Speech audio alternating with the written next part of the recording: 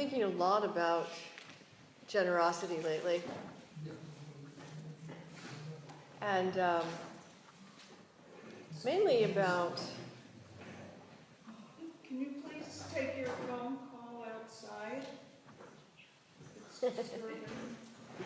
Thank you. Mainly about the different forms of generosity. No pun intended. When we think about generosity, what are the forms of generosity? If you could name like two main forms of generosity that come to mind, what would they be? Money. Yeah, financial. Time. And time. Yeah, exactly. That's what I was thinking too. Is there one more that pops to mind? Care. Care? Yeah. Yeah. Right. Right. What about space? What about silence as being generous?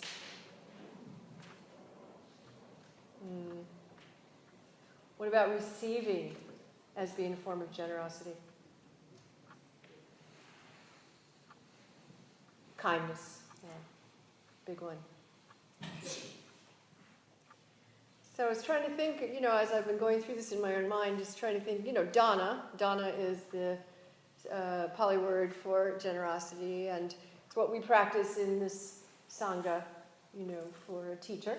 You offer dana, something that you feel you can give to support those of us that are in this seat, doing our best in this seat to continue sitting in the seat and practicing and studying and doing the work that we do to be here. But there's so much behind any kind of generosity, and then there are the forms or the types of generosity that we just mentioned that aren't really thought about so much, and they're so worthy of inquiry and reflection, I think. For instance, when we think about being generous to ourselves, that can take on so many different looks and manifestations, can't it? You just think to yourself right now what being generous to yourself might mean. If you were to do it, if you were to be generous to yourself, let's say later tonight, what form would that take?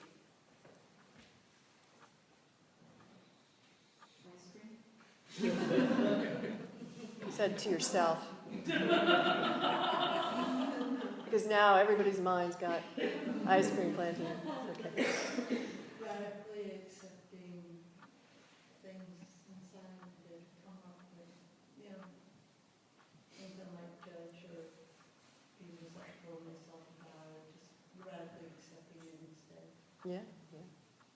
Yeah, and if you think about, so we have okay, tonight, if I were generous to myself, I'd get an ice cream or something like that. Or radically accept things in my mind. Or if you were to think, then widen that a little bit and think about, what would be generous for your life as it is now and as it will be, for however long that is? What would generosity for your life be like? Kind of an exciting question, isn't it? I mean, because we have this opportunity always to be generous to ourselves. We always have the option of being generous in this moment. Always. And so, it's one thing, and it's a beautiful thing to think about, well, how could I be generous to myself when I get home? What would that involve? What would that look like? It could be a material thing. It could be, subtle. In the heart or the mind or for the body maybe. And then what would it be like to be generous for in my life? Wow. And the thing is, we can be. That's what's so great. That's what's so wonderful. And practice helps us to do that. And actually practice is a form of generosity. Practice holds generosity in a way that I think very few things do. Because where in your life can you start over every time you take a breath? I mean, not always at work can we do that. Sometimes in our closest relationships, we're not allowed to do that, or at least for a little while. But in practice, and especially in meditation practice, or if you have a body practice, some sort of spiritual, mindful body practice, every time we forget, or every time we make a mistake, or every time we fall down, we can remember to come back, and we can know that at any time, with a breath or just the next moment, we can begin again. And everything is forgiven if we want it to be. Everything.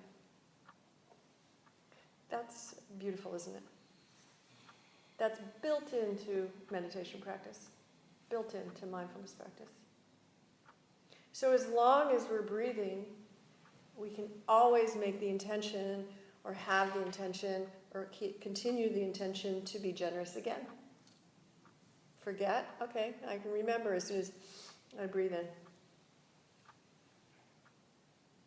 And silence is also quite generous. We can be generous to ourselves just by taking a few minutes like we have tonight to be silent, at least outwardly silent, because the inward silence of the mind might take a little time, maybe the heart might take a little time. Sometimes it takes a little time for the body to be silent. Sometimes the body's not so silent, but the mind can be silent. It moves around. But silence is also a practice of generosity, I think.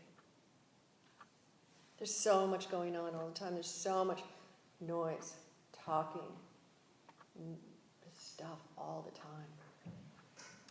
Even in a group of people who are meditating, there's phones.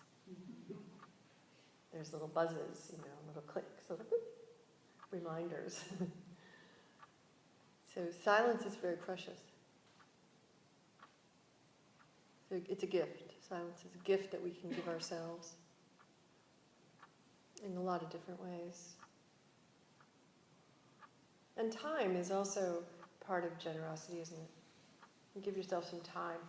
I think especially in the body, with the body, time is a really beautiful element. Well, sometimes there's a punishing element too. In the form of aging, maybe time can be a little punishing. But as far as renewing the body or resting the body, time is essential. Time is needed for the body to renew and repair. And so when we give ourselves a little bit of time, which, when you think about it in your life right now, how much time do you give yourself or your body to rest? Probably not as much as you could, or maybe not as much as you want to. Because our life is so full of movement and doing that we don't sometimes take enough time just to renew and regenerate. But the body especially really, really appreciates time to rest and to be still. I know that the current mode of thinking is we should be standing up, moving all the time. But I would say, and we want to sit still for a while, or even lie down. And space is part of generosity, I feel, too. Spaciousness, space. Kindness and generosity and wisdom and compassion and renewal, they all grow out of the garden bed of space. Because when you think about when you're not generous, when you're not feeling generous, can you feel how, it's kind of like a tight mind, tight heart sort of situation? Do you know what I mean? I can literally feel myself shut. Tighten up sometimes. Get not feeling too generous to myself or to anybody else. And in those times I try to procure space in one way or another, a bunch of different things that I do to help myself relax and open up. But when we're spacious, not spacey, but spacious, we're naturally more generous. There's more to give. There's more to give from. There's this huge landscape, inner landscape that we come from and give out from. You know, when you feel, or when we feel like we're about to spill over, you know what that's like when you're just up to past your eyeballs in work or things that you need to do or responsibilities, people maybe taking care of others or someone, and one little drop and you're over that edge, and before you know it, you have nothing to give to anyone, least of all yourself. Well, with space, we don't run over as well or as easily. You know, the cup never gets that full if we're spacious. And so if we're a little kinder to ourselves and we provide ourselves with a little bit more time and generosity, we can be a little more spacious so that we don't spill over as easily. Just a little bit more room in the glass or the cup.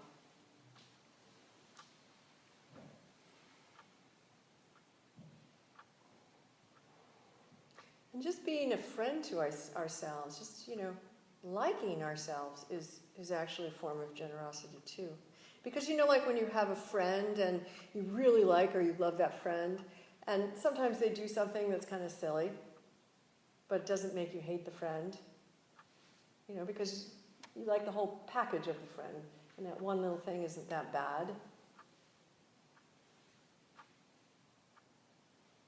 Imagine doing that to yourself.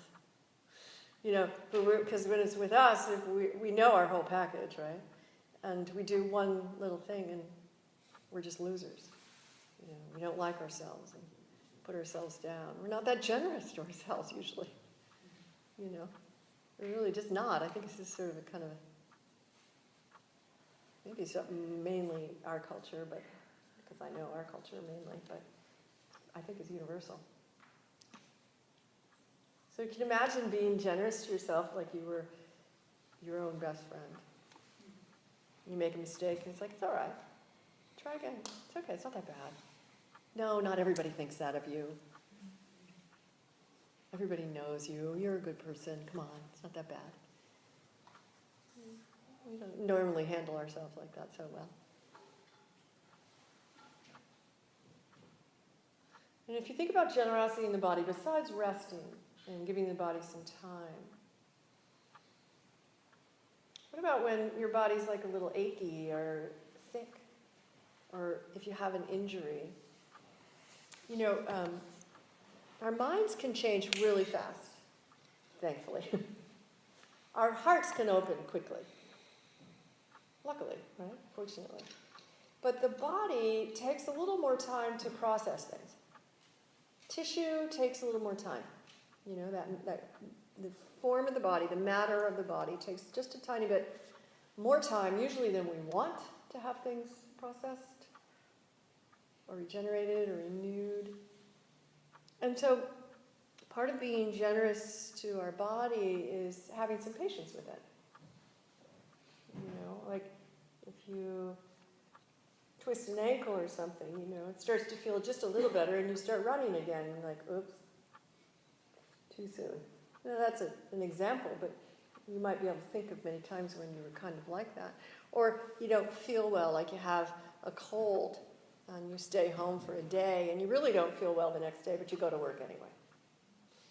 And the body's saying, hey, wait, I need a little more time to rest. And like, I don't have time. We don't have time. Got to get back to work. So being generous to the body is sometimes just really slowing down and not pushing so hard, Our bodies are pushed very hard all the time.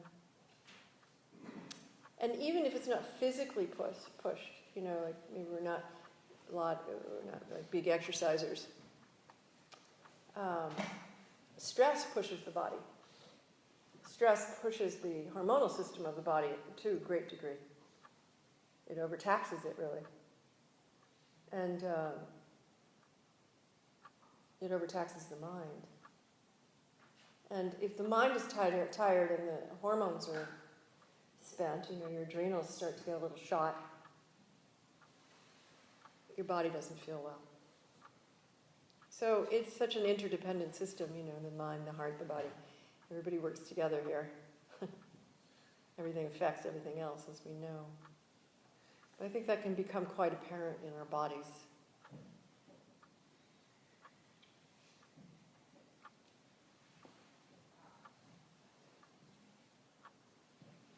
And generosity can also come in the form of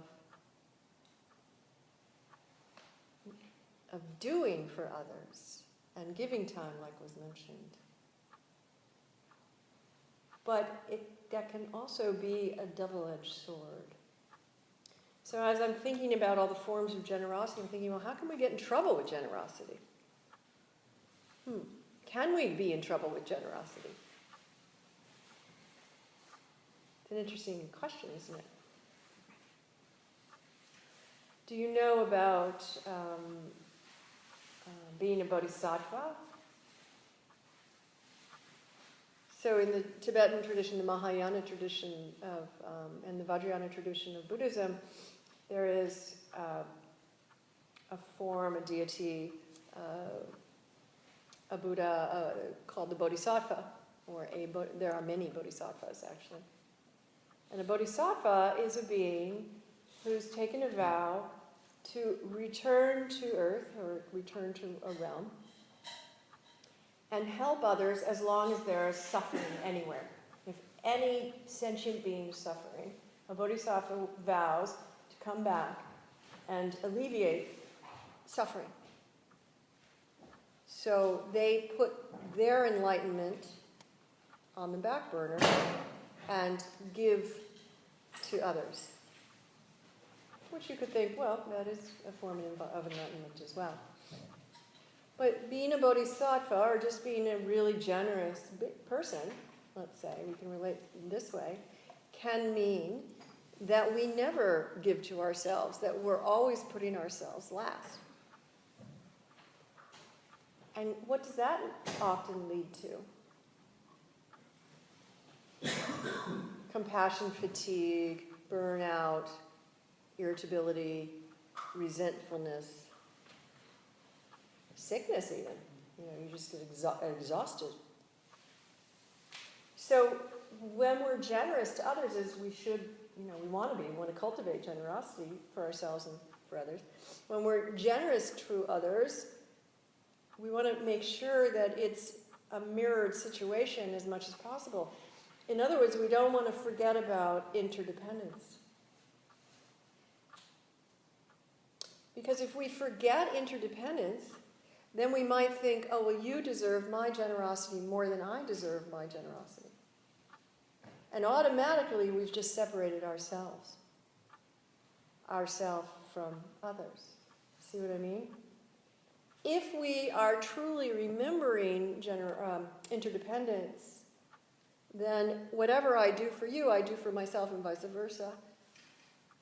So it can also mean that by being generous to another, we are being generous to ourselves. But a lot of times, if we put ourselves so far in the background and always doing for others and giving a lot of time and at our own expense, that's what I mean about it being a double-edged sword, then we're exhausted and we're not so helpful to anybody anymore because we've forgotten to be generous to ourselves. Now, maybe we can be more generous to others than ourselves. That might be a nice balance or part of balance, maybe. But we certainly don't want to forget ourselves. Because we are as deserving of our own love as anyone. That's sort of a paraphrased quote from the Buddha. So when we're practicing generosity, we want to remember to practice it for ourselves as well.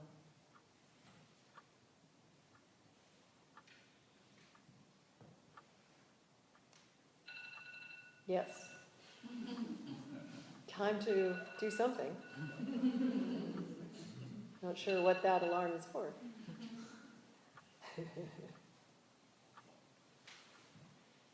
And there's also, I think, could be interesting to think about generosity in the form of not knowing. Because is it really generous to think you know everything? Kind of tight, isn't it? So, not knowing mind is kind of refreshing. So we don't have to go in with any kind of view or opinion. And actually that's what mindfulness is seeing things as it is, without a story, and hopefully with some kindness. So if we just take the not knowing mind and walk around with it, then we're automatically going to be more generous of spirit to whomever we're with, because we're not going with any kind of personal agenda or so much of a heavy opinion about what we're going to meet, because we don't know what we're going to meet. So you know, when you're having a conversation with someone, have you ever practiced any kind of listening sort of practice, a dyad around listening? Like if you're practicing listening, or listening as a practice, let's say, one form that can take is that one person is speaking and one person is listening, and the person that's listening isn't saying anything, and they're also not saying anything with their body language, because we can be really enthusiastic about what we're hearing, and yes, yes, yes, nod, and oh, yeah, yeah, yeah, and have body language rather than verbal language. So we want to slow the body language down as much as we want to silence the verbal language. And what you sometimes notice if you're practicing being the listener is how much we finish someone's sentence, how much we assume what they're going to say is, we make assumptions about what somebody's going to say before they've even said it. So we've already shut our mind and haven't heard what's going on. And then that's not being very generous to the other person, is it? So we're not allowing them to surprise us. We're not allowing them to express themselves. We're not allowing them, basically, to be heard. So listening is also a form of generosity. Just really being receptive to somebody, and listening is very generous of spirit. And you can tell when someone's really listening to you, can't you? We can tell. And everybody wants to be heard. And everybody wants to be seen, and we all deserve that. And that's a beautiful practice. So I've been trying to sort of uncover the rocks of generosity in a sense, and think about what the obvious forms of it, are financial, which actually should say something about. That's a great form of generosity, and boy, does the world need it.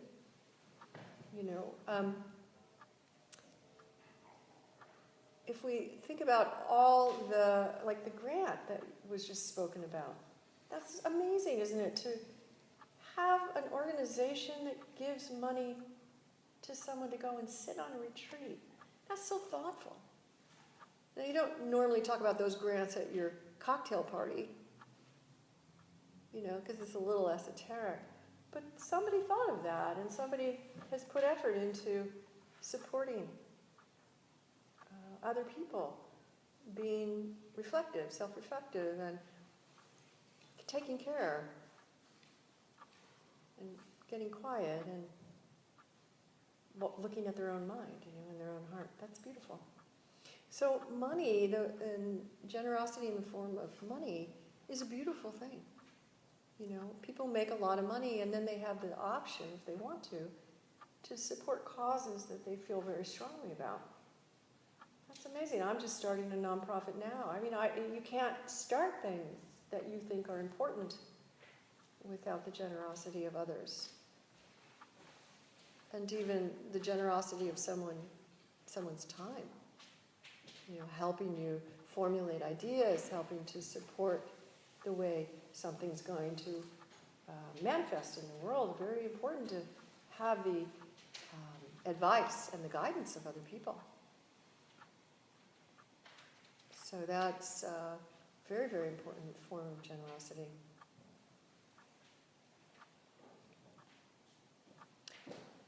So those are the ideas that I've come up with. What can you think of that I haven't named? Or how does this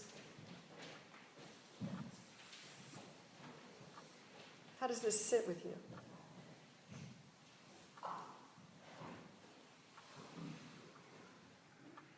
What does it make you think of or feel? Just the topic of generosity in any of the ways that I've spoken about it.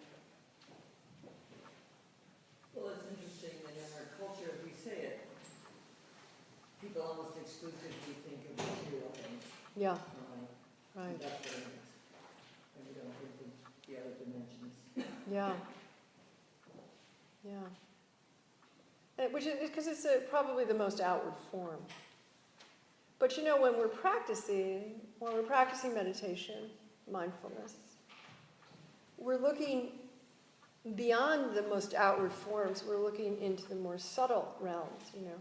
I mean, the mind is a subtle realm, isn't it? The most obvious layer of the mind is instantaneously recognized. It's, you know, okay, it's loud.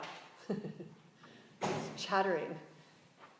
It plays music all the time. But once the mind starts to settle and we start to really be able to look into its labyrinth, so to speak, and understand it, it's quite magnificent. So a lot of times we see the most obvious, but I think as meditators, as practitioners, as spiritual practitioners, that we're interested in going just a tad bit deeper, you know, and looking under and into things in ways that sometimes other people don't. Not to say it's better, but I think that our minds are more curious in this particular way.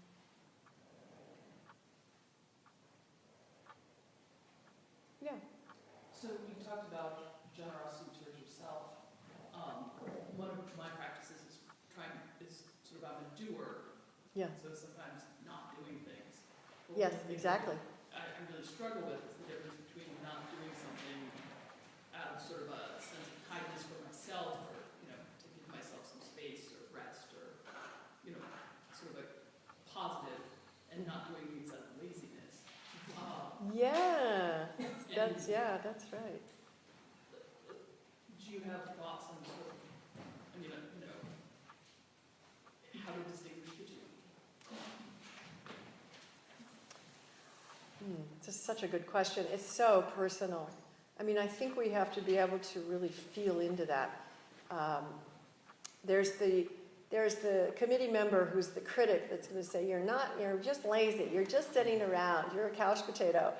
You think that this is being generous to yourself, blah, blah, blah, blah, blah. And then there's the body or the heart or, part of your mind that's saying, oh, I just need to rest here and not do. And just because someone thinks I should be putting this many hours, all my hours a day, into whatever it is that I'm supposed to be doing, just because someone else thinks that, well, maybe it's not right for me. No, thank you, not right now. And there's this internal conversation that goes on, I think, like you're describing, between those two opposites, really. But if we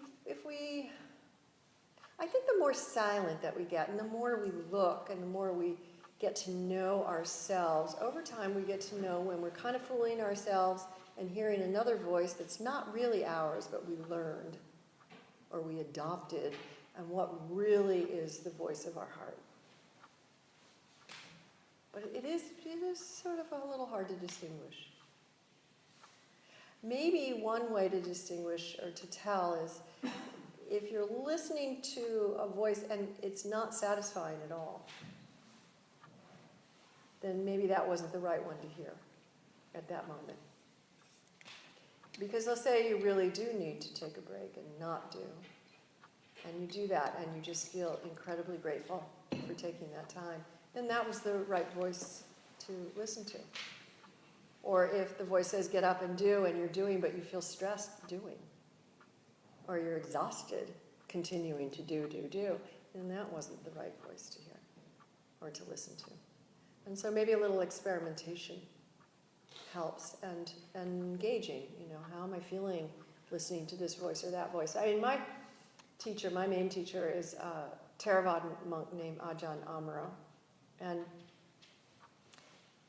I think he got this from his teacher, who's Ajahn Sumedho. They talk about the committee members in our mind and how we all have a bunch of them.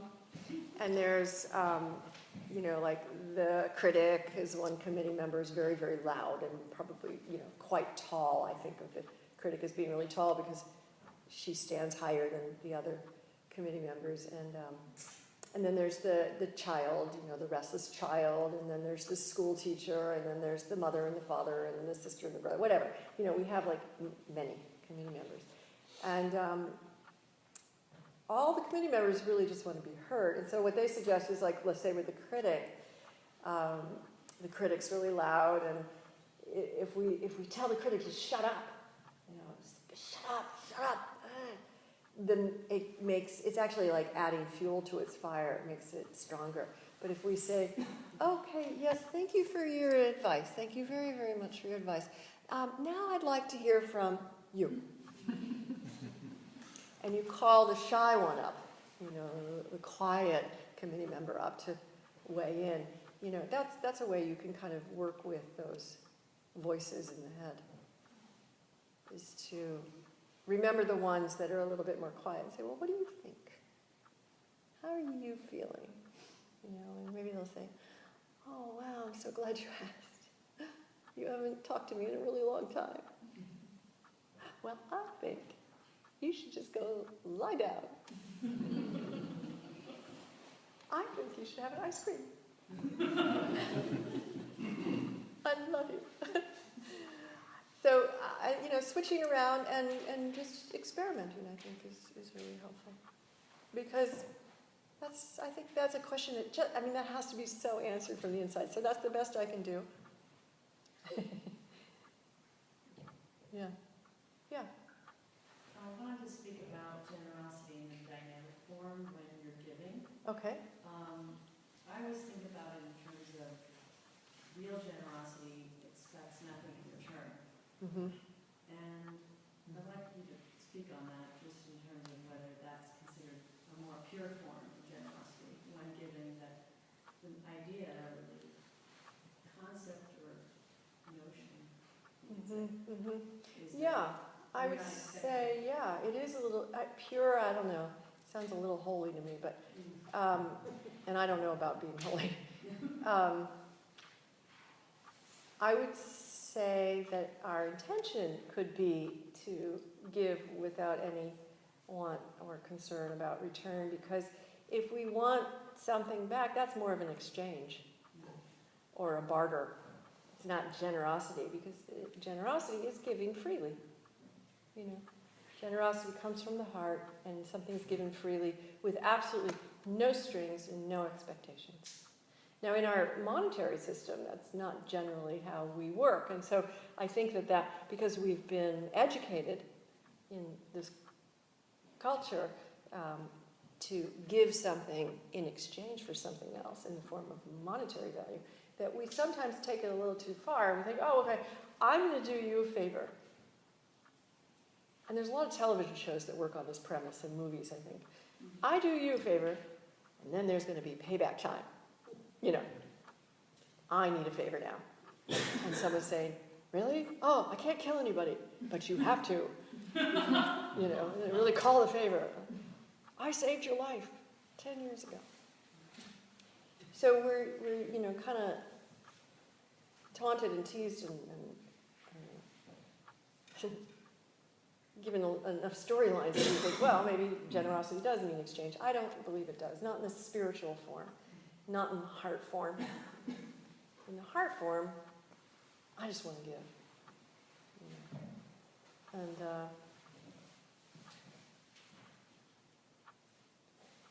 And that in and of itself is its return. Because giving makes us feel good. Otherwise we wouldn't do it. So we get something from giving, but it's not an expectation of something back. We do it for its own sake. And also I think that there's the aspect of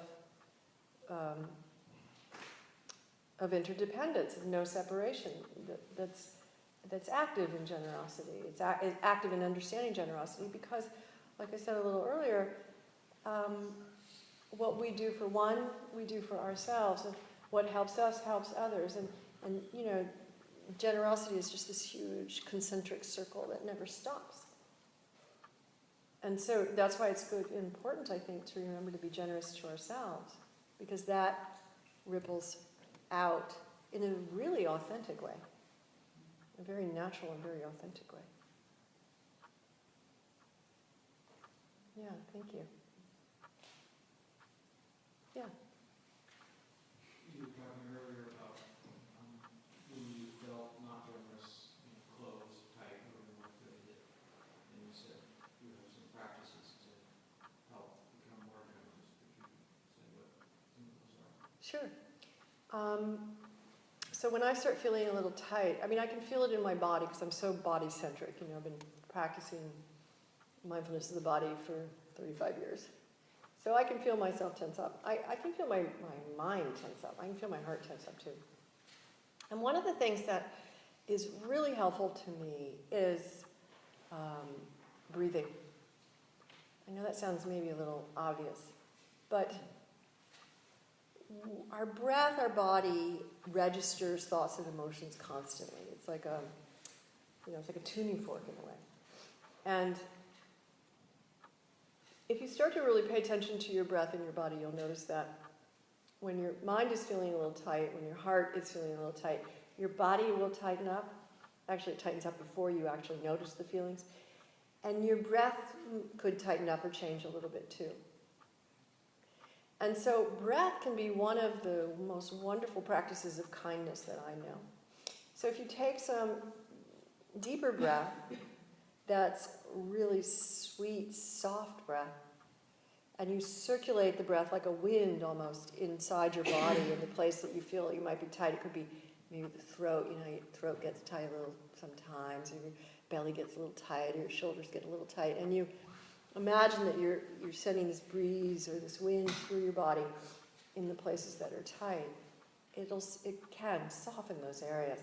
And the breath can be so sweet and tender, it's as if it's being generated directly out of your heart. So this wind or this breeze is coming from the heart and it's moving around someplace in your body. And when the body softens and the breath is really sweet and tender, I think that for me helps me to open my mind, soften my mind, let go of my mind a little, and definitely helps me to relax my heart. So that's my go-to practice, because we always have the breath and we can always play around with it, and so it's kind of handy. But also, I think looking at the sky is also a really helpful practice. So there is a Tibetan practice called sky gazing, where your mind is absorbing or taking in the vastness of the sky. And so we can practice that anywhere we are by just looking out at the sky, wherever we are. We can be inside and look, any place you can see a little slice of sky. I used to practice this in my apartment in New York, because I could see above the buildings. There was just a little bit of sky. And so the sky, our sky is so vast. It's infinite. We don't know the limit of our sky, really. It's so vast. And there's a metaphor of sky like mind that's used in Zen. So if we see the sky and we allow our mind to feel, our hearts to feel as spacious and open as the sky, then things can move through. They don't get caught or stuck. So it's like when you look at the sky, you see the clouds, and clouds are free to move wherever they want. The sky doesn't say, oh no, go over here and there. Hello? Mm-hmm. The sky doesn't tell the clouds what to do. It doesn't shape the clouds. The clouds are shaped by themselves, basically. Birds go through the sky, airplanes now go through the sky. So, there's no limit to what can go through the sky. All sorts of kinds of weather can go through the sky. And whatever goes through the sky doesn't inherently change the sky. The sky is still a sky, no matter what's in it. And so if we allow the mind to imagine that it's as open and vast and clear as the sky, then whatever is getting currently kind of caught in the mind or caught in the heart maybe can be a little bit more free to go, just by using that as a visual metaphor. So those are two practices that I find really helpful.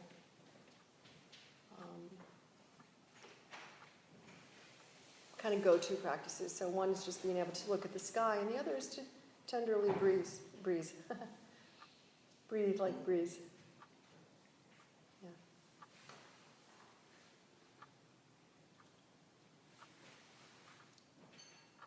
Yeah.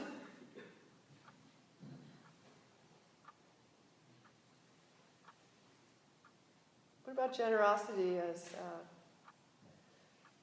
allowing others to have their own spiritual practice and beliefs? Well, that's obviously wrong. Huh? What did you say? I said, well, that's obviously wrong. I got into Buddhism because I like the evangelical side.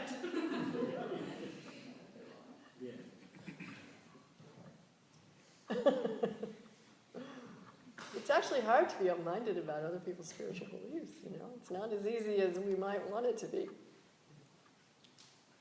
There was that rally yesterday where many people, I don't know that they went in with an open mind, maybe I would assume that some did, yeah, but didn't really end up that open. People got hurt from two sides of the political coin being represented and not quite getting along. But, you know, one person's spiritual beliefs, I'm not talking about political beliefs, it's a whole other can of worms, and I'd rather not open up. But spiritual beliefs, you know, we can allow for other spiritual beliefs besides our own. And I think that really does take a generous heart. I did some Buddhist chaplaincy training last year, and I got to put myself on that edge, actually, my own edge. And I really experienced, wow, I do have some pretty strong opinions still. And yeah, I was kind of surprised how strong my opinions were. So I had to work with that. Yeah. But I think like anything, generosity is a practice. You know, we can procure it, plant the seeds of it, procure it, fertilize it, and watch it grow. You know, with those intentions.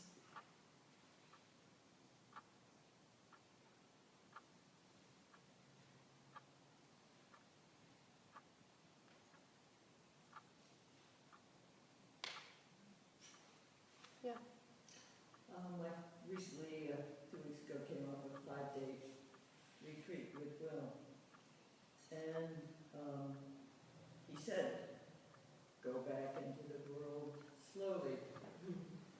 And something I was struck by many times in the next few days was how incredibly rude we are to each other in America. And it was such a contrast with the choreographed, silent attending to the people around you Yeah. and to their space. So you do not just go up to the coffee machine. You look if there's a line. You go to the back of the line. You don't go up if somebody else might need the machine. And so on. You don't just dump your plate over here in the bins. You look if somebody else is in, you wait, and then, and so on. So it's, and you got used to it. So, my God, how we drive. Go into Costco. It's like a war zone. And so the generosity can be something as simple as attending to other people's space and beyond what we were taught as children as manners. Yeah. You know, it's even deeper than that, but people don't have Yeah. manners. But quite a realization that I think it ties into, you know, where generosity can be just part of the way we move in the world Absolutely. and are courteous to others and attend to them. Mhm. And that comes out of being able to take a pause a lot of times, doesn't it? Or just to slow down. Especially when you're on retreat, you're so slowed down. You know, you come out and everybody's like moving so fast. You know the story about people getting pulled over driving out of Spirit Rock because they were going so slowly. or at IMS, we walk out in front of the building and there were like, 80 people walking in Burmese style, slow walking, and teenagers would come by, oh, why are you lunatics? So the contrast is quite, it's great. But I think that contrast, because I've experienced it so many times, just to me shows me why I want to slow down. Because I think we can be more generous and notice more if we pull back and quiet the mind a little bit so there's not so much busyness up here, and literally just slow our bodies down. Two can go beautifully together. But yeah, we're on speed most of the time. America's on speed. We get used to it. But that's why it's good to take a break, to stop. Really, really healthy. Yeah. I'm curious about how generosity can fit in with forgiveness, because when you're talking about generosity of accepting others' spiritual beliefs, I was kind of thinking about generosity and accepting others or allowing others to have like a different process or like growth process. Yeah. And I've been sitting and working a little bit with forgiveness and wondering how, like, do you have any thoughts on how generosity fits in with forgiveness? Well, I think you do. I think you know. No? Because your question is actually an answer. Yeah. Right? Because if you're not generous, you're not going to forgive anybody. Right? So is it generosity with, like, understanding or listening, or, I don't know, I'm just, like, I guess I'm, like, thinking out loud, but. Yeah, well, it's beautiful thinking. Isn't it both? Let's say someone makes a mistake, right?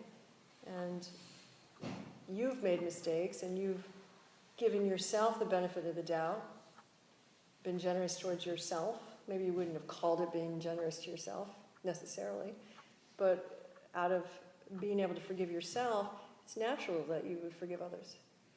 And it can be vice versa. So if you really care about somebody and they make a mistake and they ask for your forgiveness and you can forgive them, then you can also apply that to yourself. So it's very kind to forgive. And it also takes into account that we're human just trying things out here. It's like a big experiment, this life thing. And we're going to make mistakes. And okay, so we fall down, we get up. So it is an act of generosity is kindness, and kindness can definitely include forgiveness. Yeah.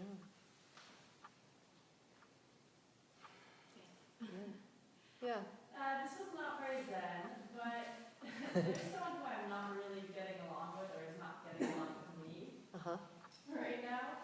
And I kind of know, there's like a wiser part of me that kind of knows, like, oh, if you're just like more warm towards this person and like kind of like more pleasant and, doing nice things, then it will just be easier. But then there's another part of me that's like, well, I don't want to. So what do you do? Yeah. Yeah, I kind of know, like, oh, we would both, like, do better if I was just, like, more, forgiving, maybe, or, like. Well, yeah, maybe, but sometimes you can't forgive someone until you talk about it. Yeah. So maybe there's something that's unsaid that's stuck in your mind, and you're like, and it gets bigger because you're not talking about it. Sometimes you need to air it out and talk to that person, and then you can forgive because you've talked it out. or you maybe even understand why they did something the way they did it. Communication's really good in that case. So, because often we don't really know what a motivation was, or why something occurred the way it did. And sometimes people don't know that it hurt our feelings or made us mad, because we didn't say. And so communication is key. But, there's also boundaries, so you don't want to just be nice all the time because you think that's your spiritual practice. There are things that we need to say no to. If someone's unkind to us or harming someone else, we need to say no.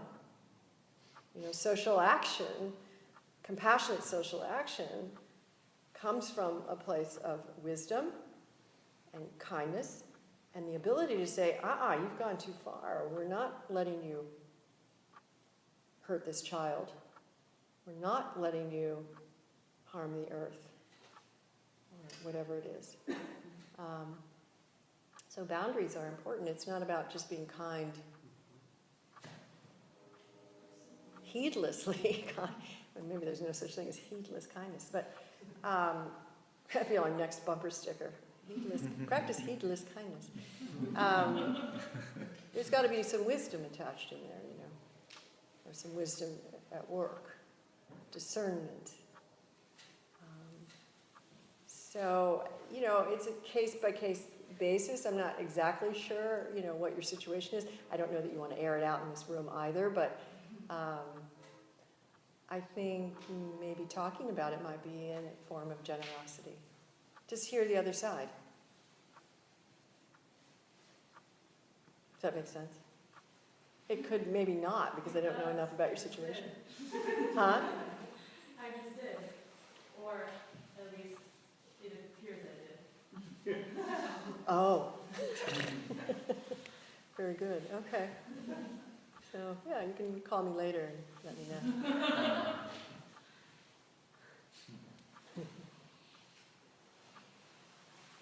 Well, we stretched that out, haven't we? Just, and I think that this is part and parcel of our practice, of the insight practice especially, is to look, to examine, to reflect, to inquire. Not just take it, everything's like this. No, we want to have a little bit of healthy skepticism about things, try things on for ourselves, as the Buddha suggested to us. Question, not analyze so much, but question and inquire, reflect, Is it so? Ask ourselves, is it so? Is it true? Is it true? And look all the way around, from every angle that we possibly can. That's a life, that's a contemplative life, or it's part of a contemplative life. That's, if we can lead a contemplative, spiritual life, boy, are we fortunate. And so far, the causes and conditions that we have in our country allow us to live a spiritual and contemplative life to a great degree. And just having this precious human body, this precious human birth, is something that, we can feel the generosity of and the gratitude for.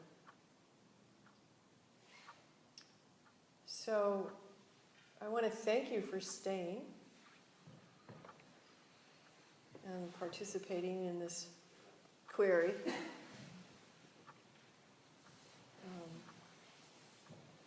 Thank you for not turning around and walking out when you saw Will wasn't here.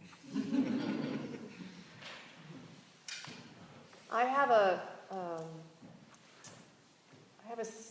meditation, it's embodied meditation actually, class on Wednesday nights in Berkeley for an hour and a half at 7:30. It's at a place called Yoga Kula. And it's a smaller Sangha, but lovely people. And I put in the back a couple of retreats that I'm doing and have some cards. And if you want to know more about me, pick one up. Or more about my public life anyway. That generous. Vanilla or chocolate? Both, actually. So I'm very grateful to have been invited back to be with you. And it's just you. It's a great. You have a great group of people here. A lot of really beautiful hearts. So may your generosity of spirit continue to flourish and grow and know no end. Thank you very much.